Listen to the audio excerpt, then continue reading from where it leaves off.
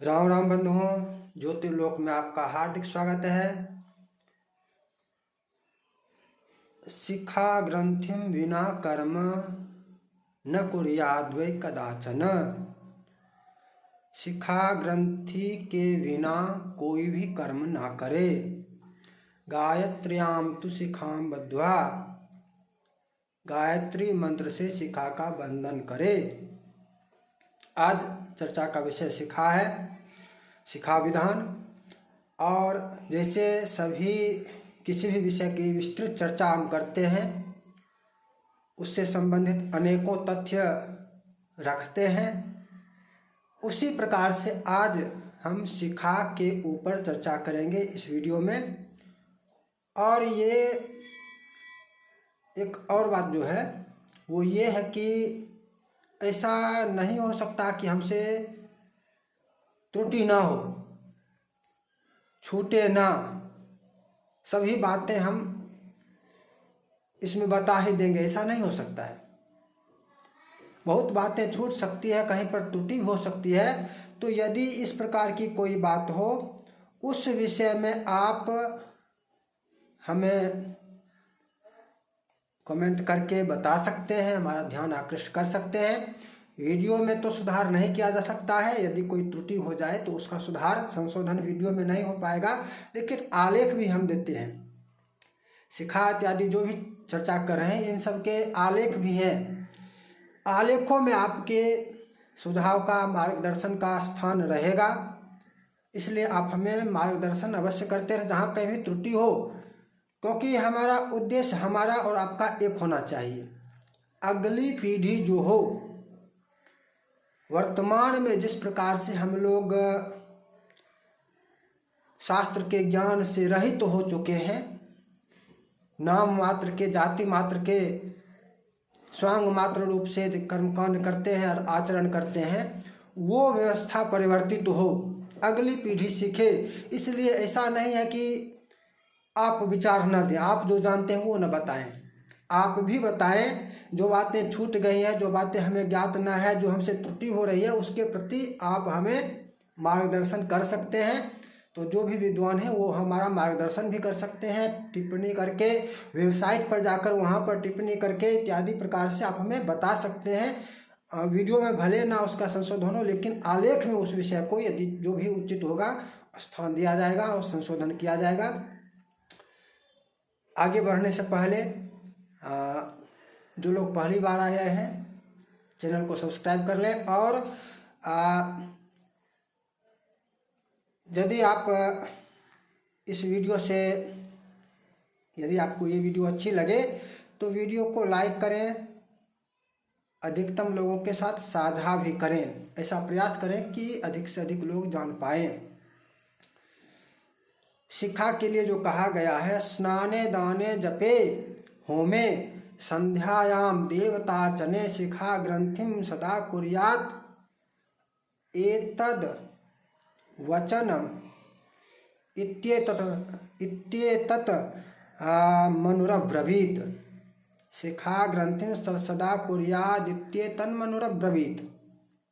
शिखा ग्रंथि करके ही सभी कर्म करे, स्नान, दान, जप, होम, संध्या, देवताओं की पूजा इत्यादि जितने भी कर्म हैं, सभी कर्म शिखा ग्रंथिम विना कर्म न कुर्याद् वै कदाचन। एक जगह इस प्रकार से कहा गया, बिना शिखा बंधन किए ये कर्म न करे। दूसरी जगह मनु का जो वचन है उसमें कहा गया, शिखा ग्रंथिम सदा कुर्यादित्येतन् मनुरब्रवीत।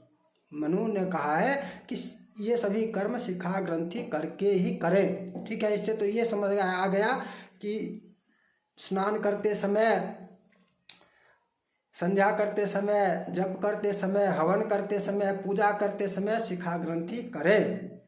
ठीक, तो इसके साथ अब ये भी जानना आवश्यक है कि शिखा ग्रंथि कब ना करें, कहाँ पर निषेध है शिखा ग्रंथि का। इसको भी जानना उतना ही आवश्यक है जितना ये जानना कि शिखा ग्रंथि के बिना स्नान दान इत्यादि ना करें। उतना ही आवश्यक ये भी है कि कब शिखा बंधन नहीं करें।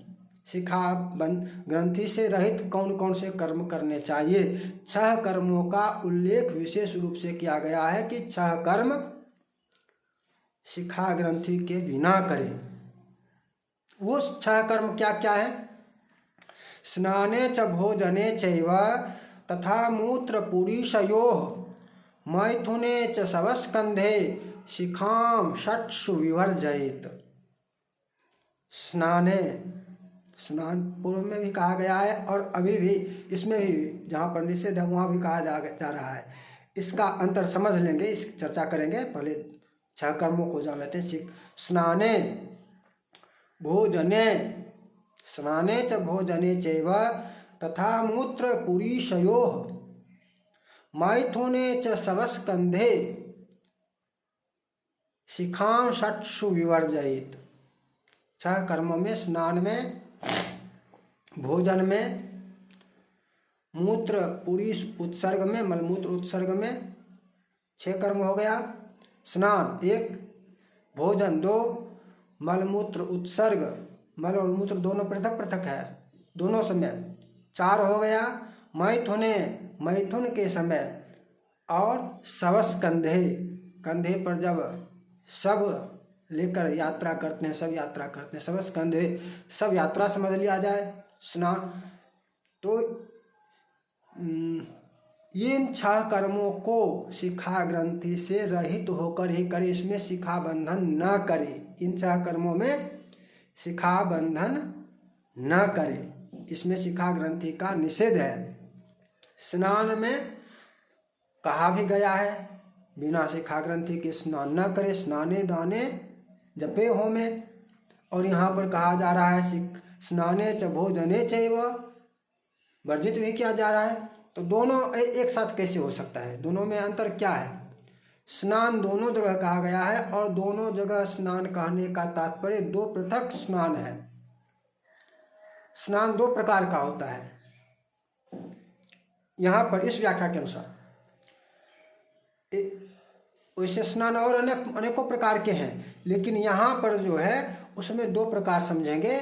एक प्रकार वो जो पूर्णिमा इत्यादि पर करते हैं, तीर्थ स्नान एक विशेष प्रकार है। पवित्र होने के लिए जो स्नान करते हैं, पवित्रता का क्या अर्थ है ये पवित्रीकरण में चर्चा की गई थी। तो तीर्थ स्नान जो होता है वो पवित्रता के उद्देश्य से होता है, वो भी विशेष स्नान है, वो अलग पृथक स्नान है। पूर्णिमा को जो पूर्णिमा संबंधी स्नान दान करते हैं वो पृथक स्नान तो प्रतिदिन करते हैं। तो पूर्णिमा के दिन जो कहा जाता है स्नान दान, उसका क्या अर्थ होता है? क्या अन्य दिनों यदि स्नान ना करें तब तो पूर्णिमा को करें? पूर्णिमा को विशेष रूप से कहने का क्या तात्पर्य है? पूर्णिमा को स्नान करना चाहिए, संक्रांति को स्नान, संक्रांति, अमावस्या, पूर्णिमा इत्यादि व्रत वो स्नान पृथक होता है, वो नैमित्तिक होता है, नैमित्तिक स्नान हो गया। उस स्नान में शिखा ग्रंथि आवश्यक है। नैमित्तिक स्नान जो होते हैं, जो पवित्रता की कामना से, पाप क्षय की कामना से, पुण्य वृद्धि, पुण्य प्राप्ति, पुण्य लाभ की कामना से जो स्नान किए जाते हैं वो स्नान पृथक है। उस स्नान में शिखा ग्रंथि रखे, शिखा ग्रंथि करके ही वो स्नान करे। जैसे पूर्णिमा को स्नान करने गए गंगा जी, तो वो शिखा ग्रंथि करके करेंगे। उस स्नान में शिखा ग्रंथि आवश्यक है। स्नाने दाने जो कहा गया है। और प्रतिदिन जो करते हैं स्नान, मलापकर्षण स्नान इसको कहते हैं। प्रतिदिन जो नित्य कर्म के से पूर्व स्नान करते हैं, ये मलापकर्षण स्नान होता है। इसमें शिखा ग्रंथि का निषेध है।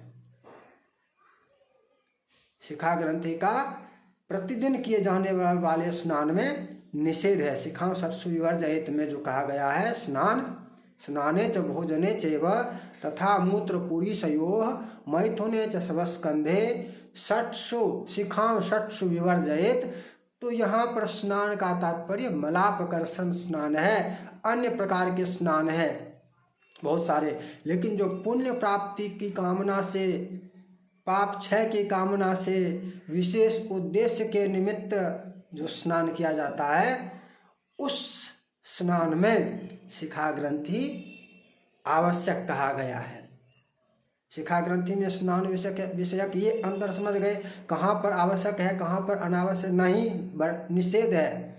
अनावश्यक नहीं, अनावश्यक होने पर कृताकृत अर्थ हो जाता है कि अनावश्यक है, कर भी लिए तो कोई बात नहीं, भूल भी गए, छोड़ भी दिए तो कोई दोष नहीं। अनावश्यक में ये होता है। लेकिन निषिद्ध में होता है कि नहीं करना है, वर्जित है, नहीं करना है। तो 6 कर्मों में शिखा निषेध है। अन्य सभी कर्मों में जो जो कहा गया है, किसी भी प्रकार का धर्माचरण हो, उसमें सदोपवीतिना भाव्यम सदा बद्ध शिखेन च विशिखो युपवीतश्च यत् करोति न तत्कृतम। जिन जिन कर्मों में शिखा ग्रंथि के लिए कहा गया है, यदि शिखा ग्रंथि रहित होकर वो कर्म करेंगे, यज्ञोपवीत से रहित होकर वो कर्म करते हैं, तो वह नहीं किया हुआ ही होता है।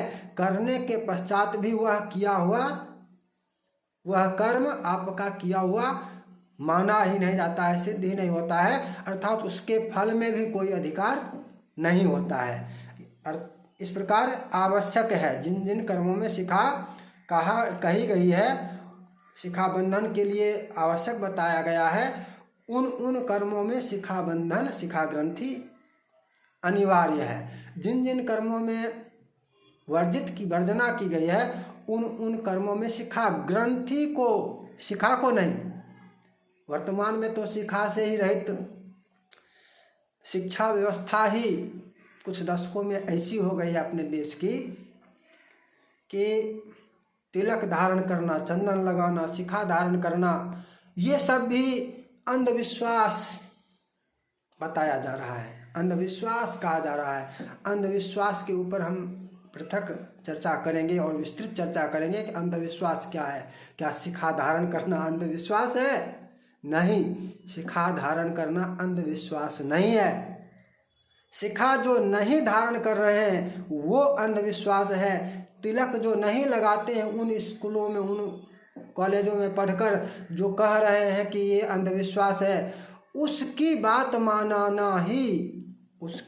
मानना ही अंधविश्वास है। क्योंकि जो ऐसा बता रहे हैं वही अंधे हैं। अंधभक्त का क्या तात्पर्य है? अंधभक्त का तात्पर्य है किसी के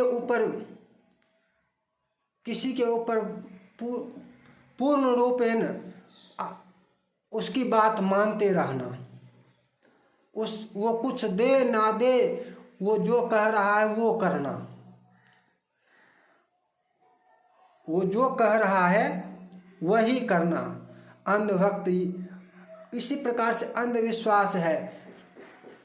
जो अगला अंधा कह रहा है उसकी बात पर विश्वास करना अंधविश्वास है। अंधा आदमी जो कह रहा है उस पर अंधविश्वास की पृथक चर्चा ही करेंगे। तो स्कूलों में, कॉलेजों में जो पढ़ाया जा रहा है, बताया जा रहा है, ये एक षड्यंत्र है। आपके देश में भी आप स्वयं अपने धर्म का पालन न करें, इसलिए आपको आधुनिकता कहकर, वैज्ञानिकता कहकर नई नई बातें बताई जा रही है, कुतर्क बताया जा रहा है, और आपको अपने कर्म से, अपने चिन्ह से, अपने धर्म से विमुख किया जा रहा है। शिखा ग्रंथि के बिना कोई भी कर्म नहीं हो सकता है। और शिखा कटाना, शिखा छेदन, जो आपको कहीं पर कह दिया गया स्कूलों में, कॉलेजों में कि शिखा अंधविश्वास है और आपने कटा लिया। शिखाम छिन्दन्ति ये मोहाद द्वेषादज्ञानतोऽपि वा तप्त कृच्छ्रेण शुध्यन्ति त्रयो वर्णा द्विजातयः। यह हारित का वचन है। शिखाम छिन्दन्ति ये मोहाद, मोह के कारण से भ्रमित होकर, अज्ञानतोऽपि वा, मोह के अतिरिक्त अज्ञानता के कारण भी यदि शिखा का छेदन काट कर लिए, शिखा को काट दिए तो प्रायश्चित्त लगता है। पाप, वो प्रायश्चित्त का भागी पतित हो गया, प्रायश्चित्त लगता है। और तप्त कृच्छ करने के बाद उसकी शुद्धि होती है, ऐसा हारित का कथन है। मोह के कारण अथवा अज्ञान के कारण किसी कारण से शिखा का छेदन यदि कर लेते हैं, शिखा को काट लेते हैं तो पतित हो जाते हैं, प्रायश्चित्त के भागी बन जाते हैं। प्रायश्चित्त करना पड़ता है तब शुद्धि होती है, तब तो कृच्छ करना पड़ता है। तो शिखा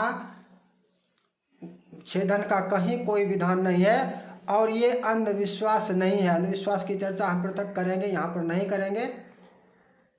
यदि अब यहाँ पर एक बात हो गई कि बिना शिखा ग्रंथि के कोई कर्म न करे, ठीक, शिखा छेदन न करे, ठीक,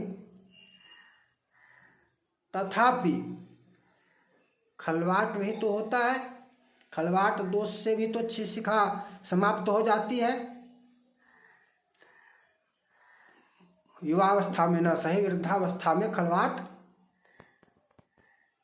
गंजा जिसको कहते हैं, सिर से बाल समाप्त हो जाना, उड़ जाना, बाल उड़ जाना, जिसका बाल उड़ जाता है, तो वो क्या करे? उसका तो शिखा समाप्त हो गया। जिसका शिखा खलवाट दोष के कारण समाप्त हो जाए वो क्या करे? उसके लिए क्या, वो तो शिखा रहित हो गया। उसके लिए कहा गया है खलवाट आदि दोषेन विशिखश्चन्नरो भवेत् कौशीम तदा धारयित ब्रह्म ग्रंथि युताम शिखाम।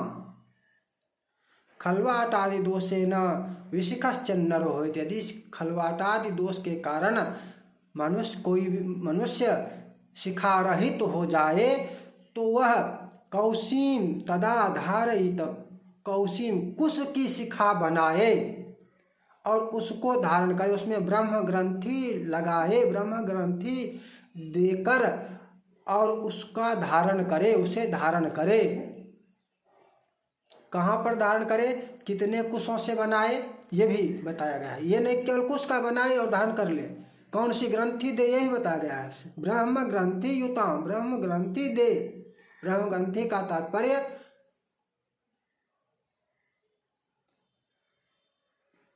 ढाई, ग्रंथि जो होता है ढाई, वो ढाई है। कार्ययम सप्तभिर्दर्भैर धार्या श्रोत्रे तु दक्षिणे। 7 कुशाओं की शिखा बनाए, 7 कुशाओं में दर्भ में ब्रह्म ग्रंथि देकर उसकी शिखा बनाए और उसे धार्या श्रोत्रे तु दक्षिणे, दाहिने कर्ण पर उसको धारण करे। शिखा की अनिवार्यता है। खलवाट आदि दोष के कारण शिखा रहित यदि हो गए तो कुश की शिखा बनाकर उसे धारण करें, ऐसा विधान बताया गया है। अर्थात जो लोग शिखा छेदन कर लेते हैं, आपको अन्य जगह भी हम चर्चा करते हैं कि आपको डिबेट में या कहीं भी हम हिंदू नहीं है क्या ऐसा कहने वाले मिलेंगे। जो ऐसा कहता है उसको उसका देखिए तिलक तुम्हारा कहाँ है, तुम्हारी शिखा कहाँ है, शिखा दिखाओ। यदि तुम हिंदू हो दिखाओ शिखा तुम्हारी कहाँ है। शिखा है तब न तुम शिखा का कभी जहाँ ग्रंथि आवश्यक है कभी ग्रंथि धारण करोगे और जहाँ ग्रंथि रहित करना है वो ग्रंथि रहित करोगे। जब शिखा भी तुम धारण नहीं कर रहे हो, इतना भी विश्वास तुमको नहीं है, इतना भी पालन नहीं कर रहे हो, तो तुम किस काम के हिंदू हो। बहुत सारे लोग चर्चा में कह देते हैं कि हम भी हिंदू हैं, मैं भी हिंदू, मैं हिंदू नहीं हूँ क्या, ऐसा कहते हैं। तो उन लोगों को झट से कहें और डिबेट वाले ये लोग जो रहते हैं डिबेटों में, ये लोग उन्हें कह नहीं पाते हैं, क्योंकि इनकी भी वही स्थिति है। डिबेटों में जो टीवी पर जो बहस होती रहती है उसे डिबेट जो कहते हैं, उसमें दोनों पक्ष के, चाहे इस पक्ष के हो या उस पक्ष के, दोनों को राइट और लेफ्ट जो कहा जाता है, दोनों की वही दशा है। दोनों में से किसी की शिक्षा नहीं होती है, इसलिए वहाँ पर उत्तर भी सही से नहीं दे पाते हैं। लेफ्ट वाला जब कहता है कि मैं भी हिंदू हूँ, तो वहाँ पर राइट पक्ष के लिए जो वैसे राइट होता नहीं है, कुछ लेफ्ट होता है, राइट नामक कुछ नहीं है। लेफ्ट वालों की दक्षिण पंथ जो है वामपंथियों की का गढ़ा हुआ शब्द है। वामपंथियों ने अपने आप को समकक्ष सिद्ध करने के लिए दक्षिण पंथ गढ़ दिया, और ये लोग भी दक्षिण पंथ स्वयं को गढ़ उसमें फंस गए। दक्षिण पंथ नहीं है, पंथ है, सीधी बात है, पंथ है। महाजनो ये न गता सपंथा, वो दक्षिण पंथ नहीं है, वो पंथ है। महाजनो ये न गता सपंथा, वो पंथ है। और उसके विपरीत जो है, उसके विरुद्ध जो है,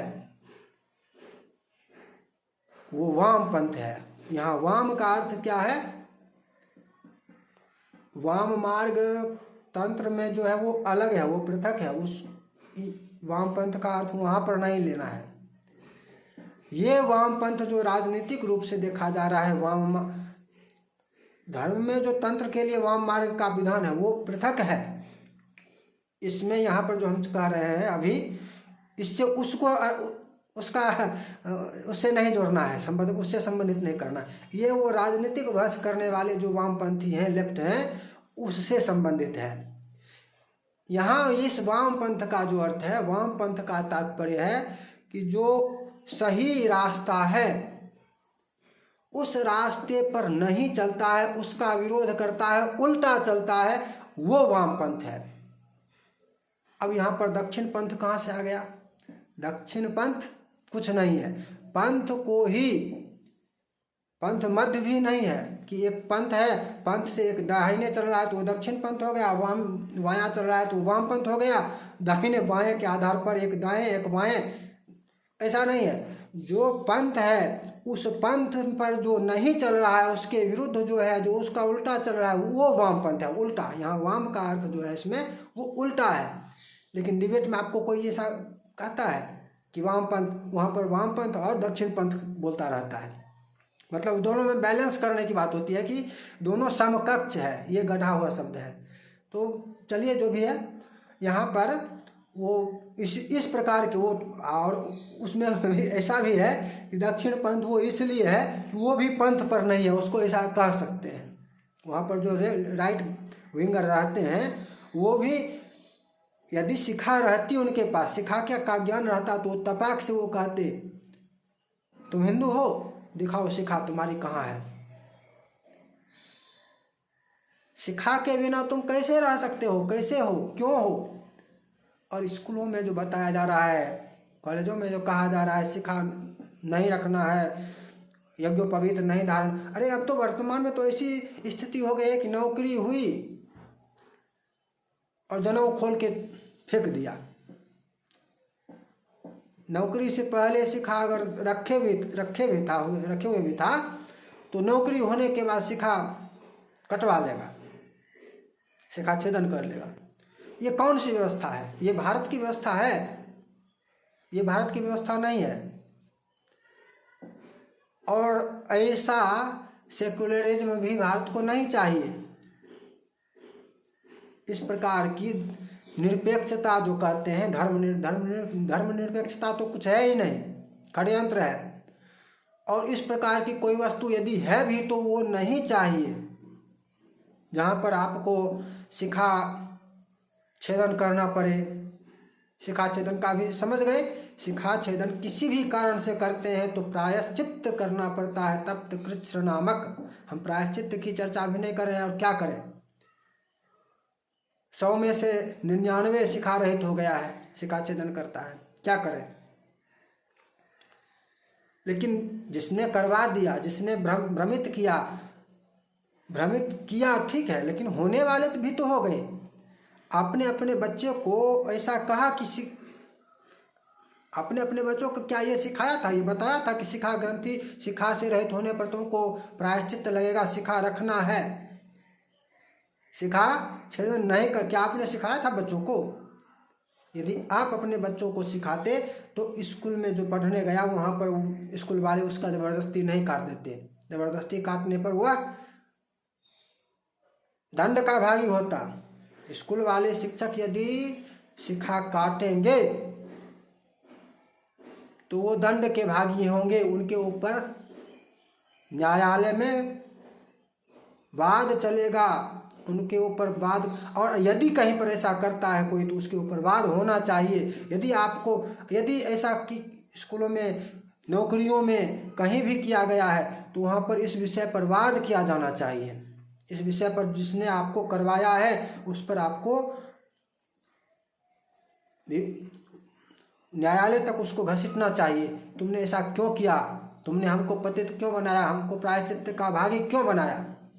उसको जब तक इस प्रकार की बातें जो कर रहे हैं, जब तक इस प्रकार के व्यवहार करने वालों को जब तक आप दंड नहीं दिलवाएंगे तब तक उनका साहस बढ़ता ही जाएगा। उनका साहस 7वें आसमान पर चढ़ा हुआ है। और अपने बच्चों को आप अपनी बात छोड़ दीजिए, और आज यदि जान गए हैं ठीक है, आज के बाद अब शिखा रखेंगे, शिखा छेदन नहीं करेंगे। और अपने बच्चों को ये बात पहले बता देना है, अब उसका स्कूल में शिखा छेदन नहीं होना चाहिए। वो नौकरी करने जाए वो शिखा छेदन नहीं करे, और आज तक यदि किया है तो किया है, आज के बाद शिखा छेदन न करे। ज्ञान इसको सीखे, इसका तात्पर्य क्या है, इसको जाने, इसका तात्पर्य क्या है कि आज तक यदि किया तो किया, आज के बाद अब ऐसा नहीं होना चाहिए।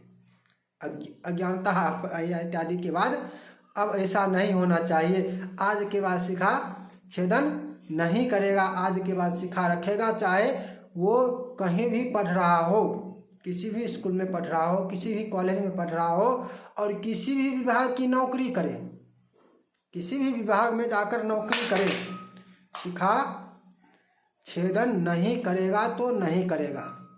सिखों के लिए दाढ़ी की छूट है ना, सेना में भी सिख दाढ़ी पगड़ी की छूट है ना। और सबसे दुर्बल दीनानाथ, सबसे दुर्बल दीनानाथ भाई, तो आप टिक्का मत लगाओ, आप शिखा मत रखो, आप कलावा कुछ भी मत करो, आप अंग्रेज बन जाओ, ये अच्छा है। आप अंग्रेज बन जाओ तो बहुत अच्छा है,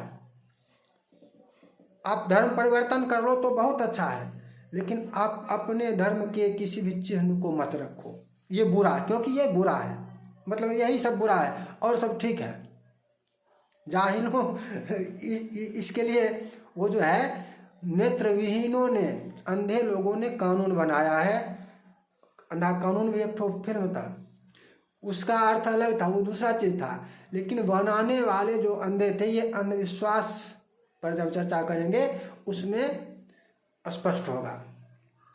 तो ऐसा आगे नहीं हो, इस बात का ध्यान रखना है कि शिखा छेदन में बहुत बड़ा दोष है और शिखा छेदन नहीं करना है। किसी कारण से यदि शिखा छेदन कर लिए तो प्रायश्चित लगता है। खलवाट आदि दोष के कारण यदि शिखा रहित हो गए तो उसके लिए भी विकल्प है। 6 जगह पर शिखा ग्रंथि से रहित वर्जित है शिखा ग्रंथि।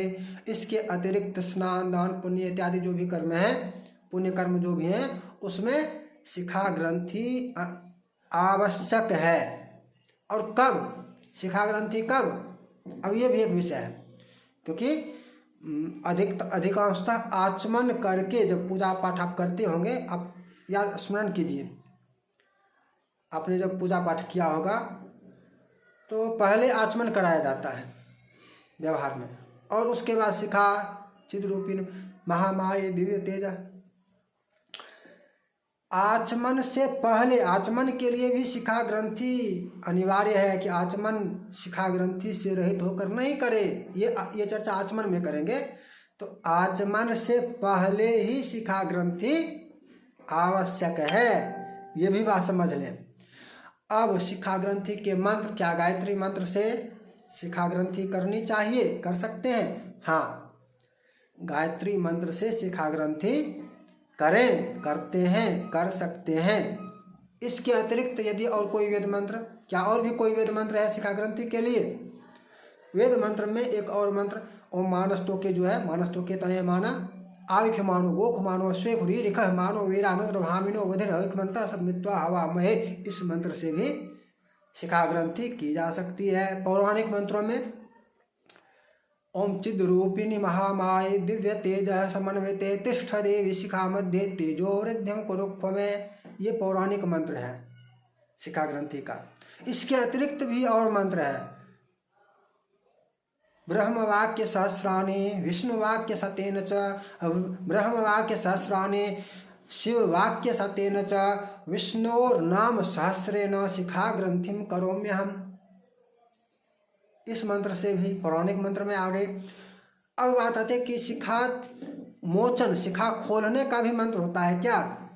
शिखा खोलने का भी मंत्र होता है। ब्रह्म पाश सहस्रेण रुद्र शूल शतेन च, विष्णु चक्र सहस्रेण शिखा मुक्तिम करोम्यहम्, एक और इसमें है, गच्छन्तु सकला देवा ब्रह्म विष्णु महेश्वरा तिष्ठत्वाचला लक्ष्मी शिखा मुक्तिम करोम्यहम्, शिखा मुक्तम करोम्यहम्, इस प्रकार से दो मंत्र शिखा मुक्ति के लिए भी है। तो शिखा के संबंध में आज की ये चर्चा थी। और एक विशेष बात और बता दें, जो भी चर्चा हम करते हैं इन विषयों पर कर्मकांड सीखने वाले जो लोग हैं उनके लिए यह है कि यदि आप ऑनलाइन टेस्ट देना चाहते हैं, आपने जो जाना, जो सुना, जो पढ़ा, चाहे आपने वीडियो में सुना, किसी पोस्ट पर पढ़ा, वो बातें आपके दिमाग में अधिक देर, आपके मस्तिष्क में अधिक देर तक नहीं टिकती है। वो तुरंत कुछ ही दिन में, संभवतः 2-3 दिन में ही वो आपके दिमाग से, उसमें से शायद एक आध बात कुछ दिन रहे, अधिक दिन बाद बाकी तुरंत खत्म हो जाती, समाप्त हो जाती, मिट जाती है स्मृति से। इसके लिए आवश्यक है कि कोई ना कोई टेस्ट हो, टेस्ट में भाग लें, जांच में भाग लें। तो हम ऑनलाइन टेस्ट की व्यवस्था कर सकते हैं। ऑनलाइन जांच, जिसको मॉक टेस्ट कहा जाता है, परीक्षाओं के लिए मॉक टेस्ट करते हैं। तो उसी प्रकार से यदि आप कर्मकांड सीखते हैं तो आपके लिए ऑनलाइन टेस्ट वाली व्यवस्था हम कर रहे हैं। और हमारी वेबसाइट पर कई विषयों से संबंधित ऑनलाइन टेस्ट, बहुत सारे वैकल्पिक प्रश्न जिसमें रहते हैं, आप एक एक करके उनका उत्तर देंगे। तो आलेख पढ़कर, वीडियो देखकर आप ऑनलाइन टेस्ट में जब आप सम्मिलित होंगे और बार बार, तब आपके मस्तिष्क में ये बातें धीरे धीरे, एक बार में नहीं, वो भी होगा। आप निरंतर लगातार महीने में 1-2 बार हर विषय पर कुछ दिनों तक करते रहेंगे, तब आपके मस्तिष्क में वो बातें आपके स्मृति में रहेंगी। अन्यथा नहीं, आज सुने, इस कान से सुने, इस कान से निकल जाती है बातें। खास करके ये विशेष रूप से जो पोस्ट पढ़ने वाली बातें हैं या वीडियो देखकर जो समझते हैं, सुनते हैं, वो बातें नहीं टिक पाती हैं। तो इसके लिए ऑनलाइन टेस्ट की भी व्यवस्था की गई है और लिंक आपको डिस्क्रिप्शन बॉक्स में मिल जाएगा। शिखा से संबंधित विधान का बहुत सारी बातें इसमें चर्चा नहीं हो पाई है, बहुत सारी बातें हैं, तो उनके आलेखों का भी लिंक आपको डिस्क्रिप्शन बॉक्स में मिल जाएगा। नीचे डिस्क्रिप्शन बॉक्स, रीड मोर पर जब क्लिक करेंगे तो वहाँ पर डिस्क्रिप्शन बॉक्स खुलेगा और उसमें बहुत सारे लिंक आपको मिलेंगे। ऑनलाइन टेस्ट भी वहाँ पर आप दे सकते हैं और शिखा से संबंधित, शिखा विधान से संबंधित आलेखों को भी पढ़ सकते हैं। फिर मिलेंगे नई चर्चा के साथ। जय जय श्री राधे।